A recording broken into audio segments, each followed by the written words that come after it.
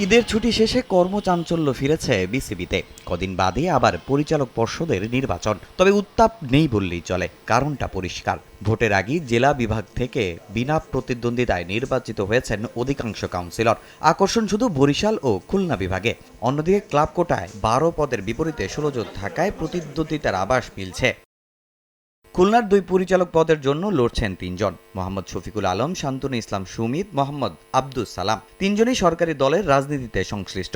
বরিশালে মিজানুর রহমানের প্রতিদ্বন্দ্বী মুনতাসির আলম। ভোলার এই প্রার্থী খুব একটা পরিচিত মুখ না হলেও তার দাবি মিজানের চেয়েও বরিশাল ক্রিকেটে তার অবদান বেশি। আমার জানা মতে আমি যতদিন ধরে ক্রিকেটের সাথে আছি, উনি এতদিন ধরে ক্রিকেটের সাথে নেই।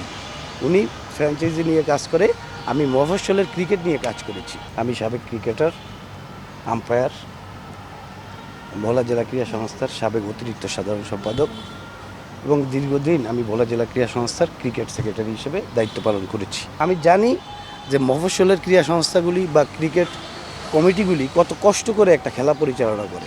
তবে এই মুনতাসির আলম চৌধুরীকে নিয়ে ইতিমধ্যে গুঞ্জন ছড়িয়েছে অনেক। শঙ্কা শেষ মুহূর্তে সরে দাঁড়াতে পারেন এই প্রার্থী। আমি এই নির্বাচন থেকে সরে যাওয়ার কোনো প্রশ্নই ওঠে না। আপনি শেষ পর্যন্ত লড়াই চালিয়ে 100বার।